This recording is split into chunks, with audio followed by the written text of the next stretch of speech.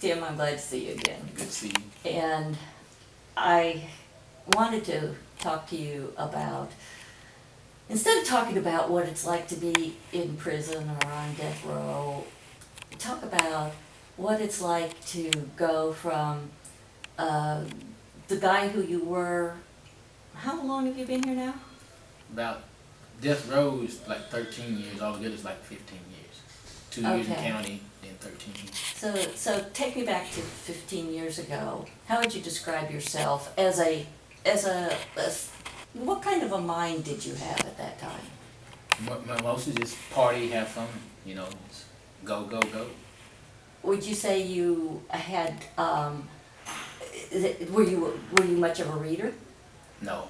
No, if you didn't have pictures, I didn't want it. If you didn't have pictures. If, did you read newspapers or pay attention to news? No. So parties, you had a job, Had a job. you went to work at a tire company? Well, it just depends. I mean, my first job was like on the farm, starting out with a person that I still call my brother, you know. And we worked in Sims, Texas on the farm for this old guy named G.T. Davis. Doing what?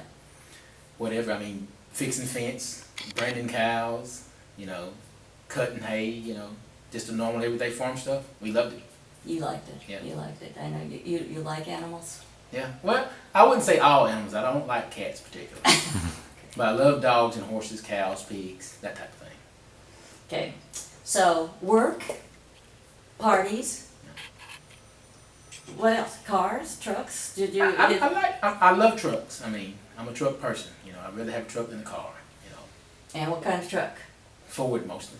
Ford. You're a Ford man. I'm a Ford man. Okay. Dodge comes out a pretty good product now, but at that time it was all Ford. Okay. Okay. So, but in terms of school, say, how far did you get in high school?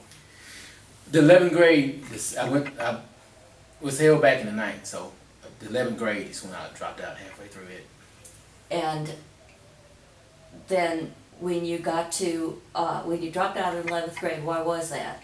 I've gotten into a fight and was in school suspension and just, I got tired of it. I wasn't a particularly good student. I didn't particularly like school. Did you study? No. Before my mom died, I was a pretty good student. I enjoyed school, but after she died, school didn't really matter to me anymore. And how old were you when she died? I was like 10. Okay. So, well, what about your dad? Was he around? He was in and out. You know. Did he encourage you to go to school? He didn't.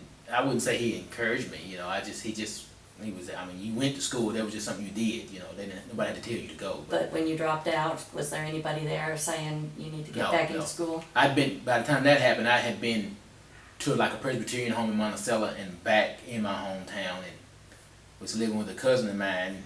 He wasn't there most of the time. I would live with my dad anymore, so when I dropped out, nobody was there to push me to go. Okay. And you didn't miss it? No. Nothing about school didn't miss it up at all, really. Okay. So, we're not going to talk about your crime. The idea is that there's a lot of records on the Proclaim Justice website about that, and people who want to know can find out about that. But in terms of once you were convicted and sentenced to death and brought to death row here, what began to change? Well, it changed even before I was sentenced to death. It changed kind of like when I was in the county jail, because I stayed there for, it was like in a month, it would be in 2 years. You were in the county jail for 2 years. Yeah. And what was the change that began in there? It's when I started learning that I liked to read, and being locked in one spot, having to relive your life over and over, what you would love to have done different. Because at this time, you got to understand, I thought, well, they're going to sentence you to death, and you're going to die tomorrow. You know, so you live with all your regrets of different ways you lived your life.